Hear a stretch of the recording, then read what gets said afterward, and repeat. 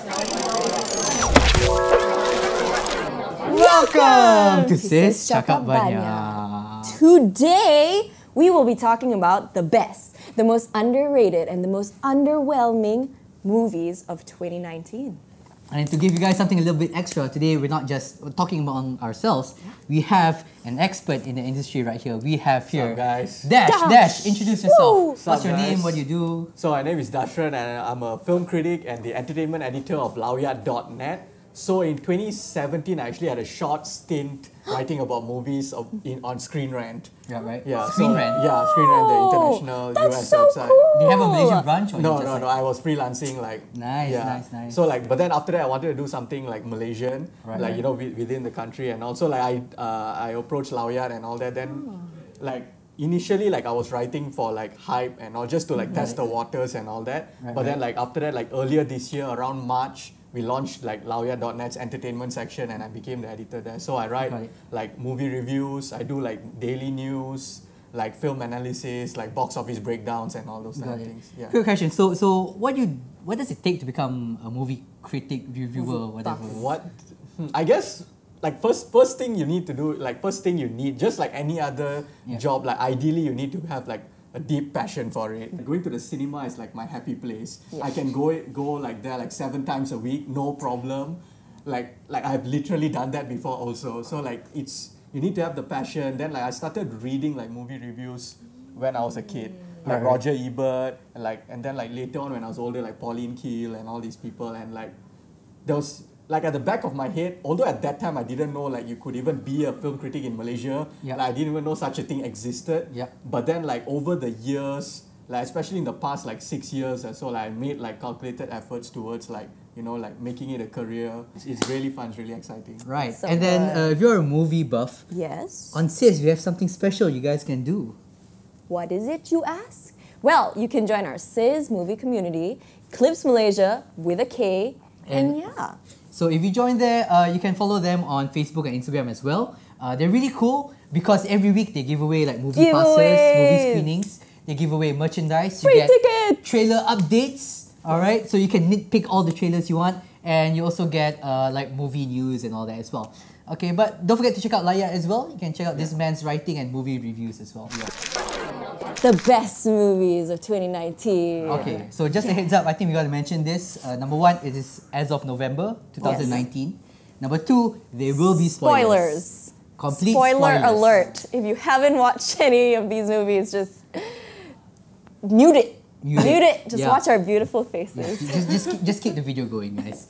Okay, so let's start with our guest. So, bro, your best movie of the year, what is it? After watching this particular English movie, I watched it 4 times in the cinema already. I think it's hands down, it's one of the masterpieces of the decade. I love it to pieces. Well, what movie would it be? What is this? What movie could be the best movie of the decade? Joker. Okay. I think maybe it's not the best movie of the decade, but it's up there. It's definitely up there. It's fantastic. It's directed by Todd Phillips. I think all 3 of us have watched it already, and I'm sure you have watched it. Spoiler alert. There's no way the movie made $1 billion at the box office. It's more of a character movie, isn't it? It's completely a character study, and it's about I think first of all, I think everyone here knows that Joaquin Phoenix is superb in the movie. He's phenomenal. If he doesn't get an Oscar nomination, that's what I heard. That is crazy talk because he is amazing. But this movie is also great because I think the director, what he did was he held a mirror to society. Oh, and, yeah, and for he, sure. Yeah, and he showed us that without excusing Arthur Fleck's behavior, because he really goes and he really becomes this evil person. But you feel sympathy. I would say you feel you empathize for him without really excusing his behavior or anything. Yeah, definitely. And the director also showed we all of us have a part to play in a creation of a Joker type of person. Yeah. Honestly, when I watched the movie and looking at it, I'm like, yeah, this seems like something I would do if it came to that. So I really didn't look at him as a villain. So yikes. Yeah. So I think that's what showcases what is being showcased in the Joker movie, right? Everyone sees the Joker as the villain, he's Batman villain. but the Joker himself has had villains in his life. Yes. Yeah. Okay, that's kind of what I gather from it, and Yeah, then and- that's kind of what like pushes his character to make the changes that his character and I makes. think what makes the movie like really superb is like over the past decade, or like let's just call it like since like the 2000s, the late 2000s until now, we haven't seen a movie like that really makes you conflicted about how you feel about this character. Yeah, speaking of conflict, Yes. my favorite movie of this year is a movie called The Art of Self-Defense. Right. You have not seen it? Nope. You have I not have seen not it? seen I it. am officially the most hipster person on this table. Whatever, Okay, Rial. so The Art of Self-Defense, starring Jesse Eisenberg. Yes. Eisenberg. Yeah. Eisenberg. Lex Yeah, Luthor. Jesse Eisenberg. Yeah, aka Lex Luthor from Justice League. DCEU, yeah. Okay. Batman vs Superman. Yeah.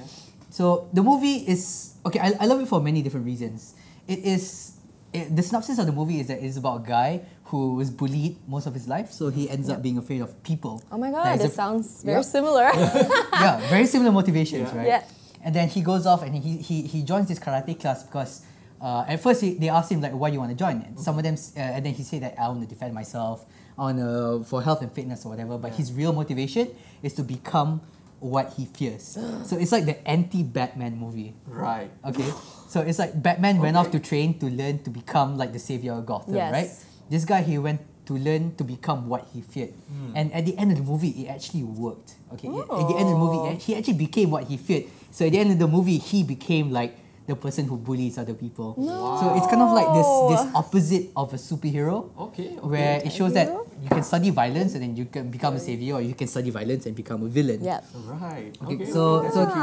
yeah, so it's an anti-superhero. It's a great case study, a film to study if any of you out there want to study film. It's a great film to study. Very subtle uses of music. More than anything, the movie uses a lot of silence to Right. create that sense of awkwardness. A quiet Because Jesse Eisenberg's character is so awkward. Yeah. He is an awkward Yeah, He's person, such an right? awkward, He is, yeah. I guess we're gonna go more mainstream for my favorite because Yes, it's mainstream girl. yeah, and I am proud to be a mainstreamer. My favorite, or I guess like the best movie for me, is Spider-Man: Far From Home. Hey, far from Yeah, home. and don't get me wrong, I love Endgame too, but there are just many things that I just don't particularly like about it. Gas. So I am not a big Spider-Man fan at all. I guess like Spider-Man MCU Spider-Man. All right. So I really didn't like Homecoming, so I went into Far From Home not expecting much. But I just thought it was really smart, like the storyline was really smart, and how like the plot twist just kept twisting and twisting and twisting, and then at the end, giant plot twist.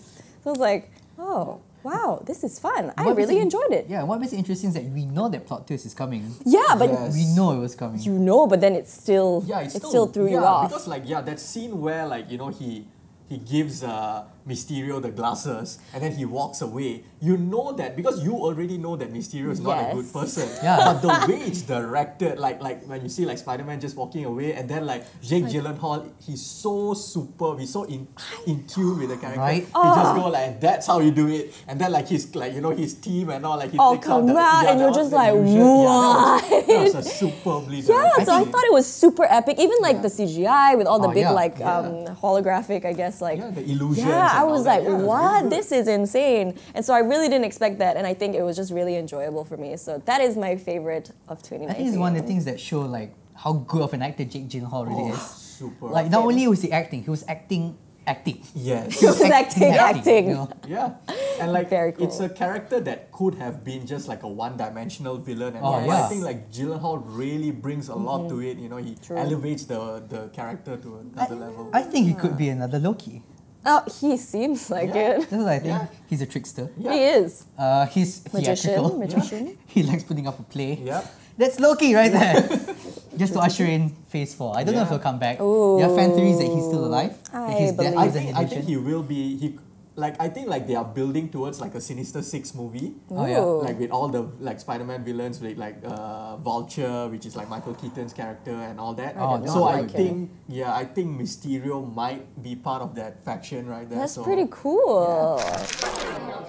So, what you guys said was the best movie of 2019? Well, there are three big ones that you guys named out. So the first one was Endgame. Of course. Love Endgame. Movie of the decade for me. Yeah, definitely. Like I think like whether you have like your problems with it or like whether even I don't think it's a flawless movie. Yeah, but I think same. most of us are in agreement that it's like probably the most culturally It relevant. just brought everyone together. Yeah. The event movie of the It decade, was. or you know, it's superb. Yeah, and it was a movie that didn't have a category before. Yeah. There was no like multi-phasal category type movies. Yeah. It's like just Before this now. the biggest crossover that could ever happen. Yeah, know. And it's super, we all it's- love a good It's crossover. basically a TV series on the big screen. Yeah. All right. What And else then we the have? next one, Joker. Oh, okay, we already talked about Joker. Yes.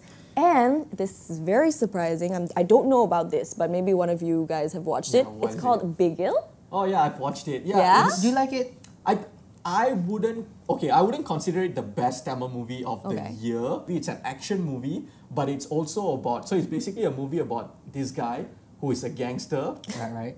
who is also he has a past about him, and his past is that he was like this soccer star, and like circumstances like against what his father what his father wanted, and like Yeah. against his like a lot of like a certain like dark like things happen and which pulled him into gangsterism. And then later he like goes back into football, but this time he's coaching this women's soccer team. So the entire second half is basically like this women's sports movie where he's the coach, and like it's the second half where the first half is entertaining and all, it's a lot of fan service stuff and all that. Got Love it. fan got it. service. But the second half is like it's really dramatic, it's fun. It's not like a superbly nuanced movie, but for a mainstream, this is a pure mainstream, the kind of movie you go to celebrate Deepavali too, that kind of thing. Okay. So guys, Yeah. the most underwhelming show of 2019. Okay, I'm gonna start this one. Okay, Yeah. go for I have it. very strong feelings about this. Okay. Now, before I say the feelings about this, just want to clarify. I don't think it's a bad movie objectively. I don't think it's the best. I don't think it's a bad movie. Yeah. But it's just this is complete nostalgic bias. Okay. Lion King. I think I'm pretty much in the same boat as you. Here's my reasoning. Right. Okay, I was born in '92. Lion King just came out. Same. Okay, watched Lion King, made me cry as a 2-year-old. Okay, and then that movie is just so ingrained with my childhood and what I love. Amazing animation for this time. It was Oscar winning. Movie came out. It did what it wanted to do, which was create yeah. an amazing CGI movie, Yeah. right? And I think in that sense, it did what it was supposed to do. Sure. But when you jump from an animation to a super hyper realistic CGI, Yeah. Live Live action. action, so-called. an animated live Live action, action, yeah. right? What if you think is the about point it, of that? you lose a lot. To me, it lost some charm. It Yes, did. yeah. Even the expressions were not there. Yeah, yeah. And all you could like when the cartoons, you had like all these imaginative sequences, like Yeah. Simba like using a vine to like fall in the water, and like Yeah, this, right. like animals laughed and interacted with like expressions on their face. Yeah. But this one, like everything was so realistic. Yeah. Like, Yeah. no. Even actually one of my favorite parts of the old Lion King was "Be Prepared," Scar Oh, yeah. song, Oh, yeah. and then that was so like toned down Yes. because of its hyper. You didn't have the mountains like growing, Yeah. and then Yes. the rivers of toxic underneath Yeah. and all that. So because the colors made such an impact on that, Right. it became so evil. And the fact that they did not bring Jeremy Irons in also upset me a little bit. Yeah. Jeremy Irons. But was I so think in good. terms of voice acting, the person who played Scar was not bad. Yeah, no, no, it was they're not fine. bad. But it's just I guess it's just Jeremy Irons was special Yeah, yeah. in that role. I mean, they yeah. brought back True. James Earl Jones. Yes, Yeah. yes, and he was awesome as So well. it did what it did, but it just didn't meet It the mark was- for you. It was Yeah. not. It didn't move me like how the original moved me. For me, Yes. What about Okay. you, Gwen? Is For it something me- like mainstream again? a little bit, kind of. Okay. Glass. Oh really? Yeah, you liked it. I liked it, but I guess if you're talking underwhelming, if you little look bit at how good the underwhelming. first two films That's were, that's why- the thing. And that's this was a little bit of a disappointing Exactly finale. my point. I was just like, Yeah. the way they hyped it up, like the build up from Unbreakable to Split to Glass. I was like, okay, Yeah. Glass is gonna be amazing, and then it just wasn't amazing. Okay, what's this movie about? Like I've not seen this movie. Wow. Okay. Okay, Split? No, Glass. Yeah. Have you watched Split? No, Unbreakable? no. Okay, so it's like Yes, a trilogy, in a way. and like of these like three men who are like sort of extraordinary. Yes. And so the first one is Unbreakable. It's like Bruce Willis. He basically like Discovers that he's super strong. and like can't break. Yeah. And the Hence villain Unbreakable. in the first movie, or like I guess his Yeah. like counterpart was Mr. Class Yeah. because he had OI, osteogenesis imperfecta, where his bones break like. And that's Yeah. a superpower. No, but he's a super genius. Yes. Yes. Super Okay. crazy genius. Yeah. Okay. So then, So who split? Like his abilities, he Okay. can do splits. yeah, so he He's has. a cheerleader. He's a gymnast. No. Yeah, leave it to Riyadh to But come up he with has this. dissociative personality disorder. So he has Right. 12 different Yeah. personalities Like within Legion. And it. like his final form Ooh. is like this beast where he's like basically like super strong. He can climb walls. He's very Walls. fast and all that. Yeah. So it's kind of like he's like Legion, like Professor X's Yes, in- Sure. cousin or something like that, right? Thematically, It it's was like James McAvoy too. Oh wow! Oh my god! it's kind of like superhero thing. Esque. Yeah, superhero-esque, but in a real World. like in a Yeah. grounded real world and all that. So Like, it's like and- people like take advantage of you, you go crazy, that kind of Yes. stuff, right? So like Okay.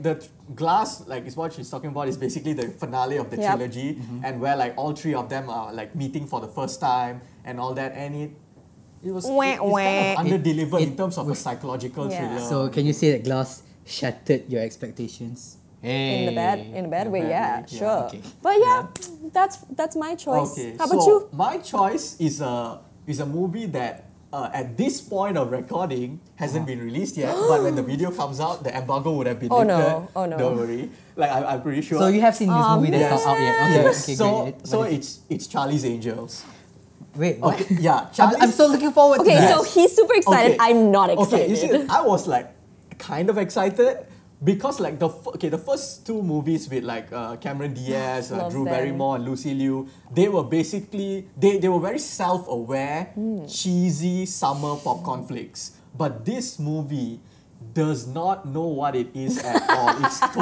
It's tone deaf. Oh. It's tone deaf. It's jarring. It's stuck in between trying to be cheesy but not really, and then sometimes trying to be serious. So what, but does falls- it like jump between Fast and Furious and Winter Soldier kind of thing? Oh, shush.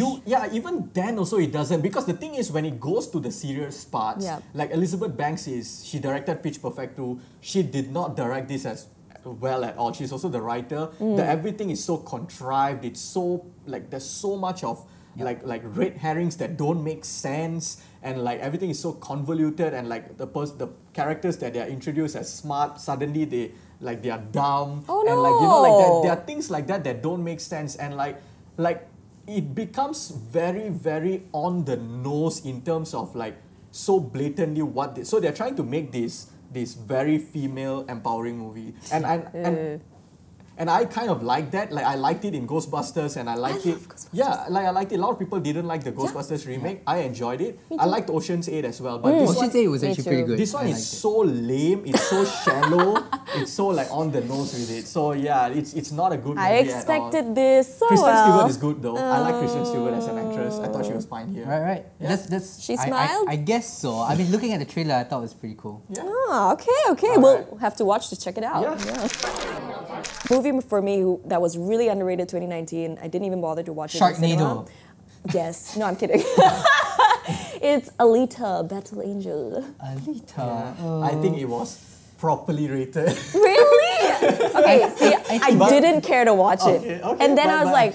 I heard like a lot of people like saying, "Oh yeah, it's pretty good." So I like, okay, whatever. Then eventually, when it was released, then I was like, "Okay, I'll watch it." And I was Okay. like, "This is great! Why hasn't anyone else watched it?" For good reason. I mean, he didn't like Yeah, it, I didn't but like it either. I really liked Okay, it. okay. Yeah. Like, what about it? Like, did you like I it? just really like the way they set up the world, and I feel like they did give space to like have a whole series of it, and I would definitely watch it, and it was entertaining. For me, it's just about pure entertainment, and if I'm entertained, I like it. It doesn't matter what it is.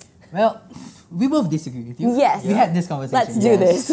I feel like it's extremely draggy and lots of Yeah. exposition. I think I it's- tried to watch it. I just want to put it out. Yeah. I tried to Yeah. watch it. I could not get past the first half an hour. Yeah, I thought it was such a poorly paced movie. But the thing is to like like you're not sitting on an island alone. From what I've noticed, like it's a Yeah. very like polarizing movie. Yeah, because like even when I wrote my review and I didn't give it a very good score, like I did praise certain aspects of it, like the visuals and all. But like a lot of people were bashing me in the comments. It's like, Yeah. oh my god, this movie is amazing and all that. Then like some people were like, no, this movie is like like it's kind of boring and it's all that. And I'm kind of like, yeah, it's visually stunning, but as far as like character depth and all, like for me, it didn't quite land. Like the arcs didn't play out well, and I think like we are both in agreement about the pacing. Yeah, I mean, pacing to me is like the most important bit. So what do you think is your Last most Jedi. So underrated? like I think we've been talking about a lot of English movies. Yeah. So like to spice it up, like I want to talk about like just now we mentioned Bigil, right? Yes. So like Bigil is a very mainstream movie and all that, but here is a very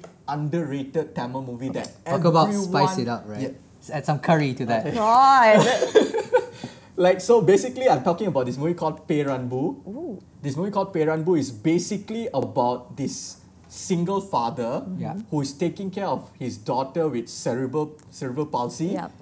But that isn't what's most interesting. So that is already a challenge. But the core of the movie is how this girl is like going through puberty and is starting to feel a sexual awakening in her. No way. Yes. I need to watch And then, this. and then there's a single dad. Yeah, trying so to manage. so how does a single dad manage not only a girl with cerebral palsy but also a girl that is going through all these things? So it's very there are a lot, and this is a very raw movie. This is as far away from mainstream as you can get, and it's very raw. It's a lot of parts is very uncomfortable because you really see how the girl is struggling, and if it's just like a regular like a normal girl and all that, like it's easy as like you can just tell her like stuff, and or if it would also be easy if this was a single mom instead of a single dad, because it's a girl and they can communicate, they have that understanding about what they are going through in terms of experience. But this How bad is the cerebral palsy?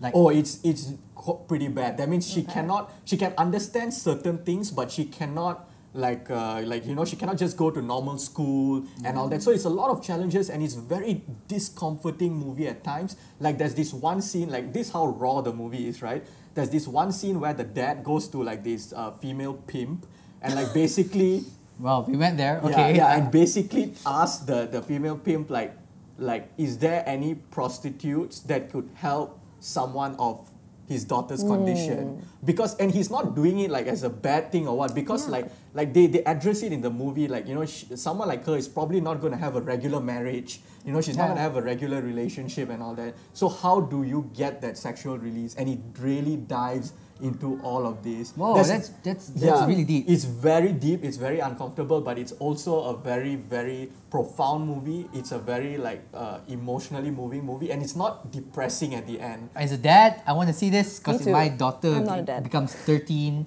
I don't know how to handle this. Your Okay, wife can help you. underrated movie for me. Another, I would say this is an indie movie. Okay. Okay, it is called Fighting with My Family. Okay, I love that movie. WWE fans out there, this is a biopic. Yes. So a biopic is like a dramatized, but based on true story kind of Yes. movie. Yes. And it's about Paige. Paige, from WWE. which I know you're a big fan Oh, of. I'm a huge fan. Because until now, I'm still a huge fan of wrestling. So like Paige is the girl that basically like revolutionized women's Started. wrestling and all that. So she started the women's revolution. Revolution. Revolution, right? Yes. Yeah, I mean, you had the Trish Stratus and Lita. Yeah. And it was kind of like really quiet for some time. Yeah, and the thing and is, then boom. yeah, and because before this women's revolution in wrestling, like if we remember, I'm sure like we watched like The Rock, Stone Cold, like during that era of wrestling, like the women were basically just like sex objects. For the most part, they had like a couple of good wrestlers, but for the most part, they're there to show their body and that kind of thing, and they had like bra and panties matches and that Pretty kind of much. stuff, and basically like Paige and like was part of the first woman to start this revolution where they started like serious women's wrestling. So Where they were getting more respect in terms of their athletic skills. Yes. Right? So it's a different, it ushered in a new era of more like revolutions in Yes. but women in the wrestling. movie, does this play out?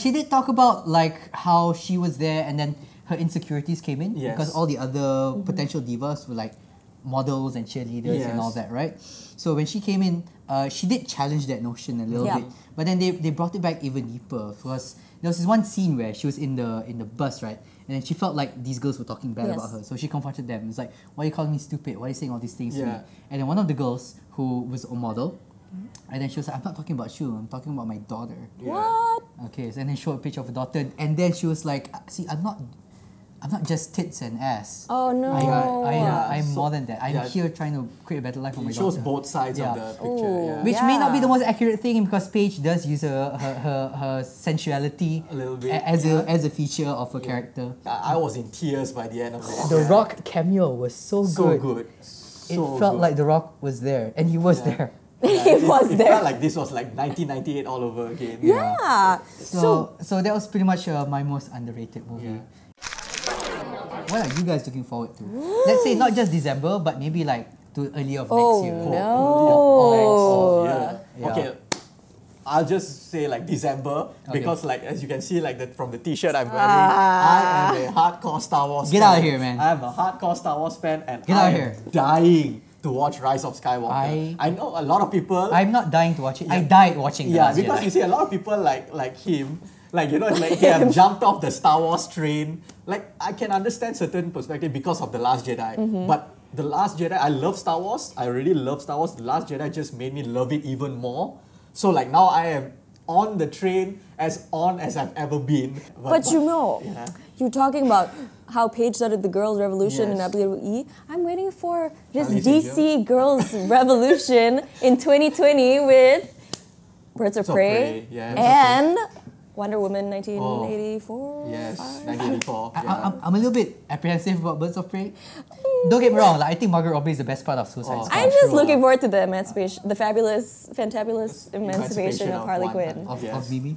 Okay. Of Emancipation yeah. of Mimi. So basically, just looking forward to that. I'm not so into, like, I don't exactly know what's coming out next year. I am excited for a New Mutants plot. New Mutants. New Doctor Mutants. Dolittle. Okay. Yes. Dr. Okay, Dolittle. another one of those like RDJ. RDJ. yeah, In because a- okay, a lot more movies are nostalgic. Yeah. I watch a lot of remakes, a lot of sequels. Yeah. I mean that's why Lion King is in my list. Yeah. So this one, Doctor Dolittle and RDJ, and I just want to see what. To be comes out honest, the of it. trailer looks really Trailer looks great. good and It's very different from what was made, all those years ago. So and it's been a while since we've seen RDJ go out of the Marvel zone. yes, You know, like so, like he's a good actor. Like, Yeah, I'm yeah, curious to see definitely. what he does there. All right. Thank you very much, guys. Yes. Thank you. It's been awesome. Thank you for your suggestion on the best movie of the year on our Instagram page. And Dashran, one more time, thank you so much for coming, man. Yeah, it's my pleasure, man. I had a Thanks, lot of man. fun. Enjoyed you Yes. coming over. Don't forget to like, share, and subscribe as well. Yeah. Follow this guy on Twitter. Dash And Talks Clips Movies. Malaysia. Yeah. So Dash Talks Movies on Twitter and Clips Malaysia on FB and Instagram. Yeah. Okay, guys. See you guys. Thanks so much for staying until the end of the video. Marker.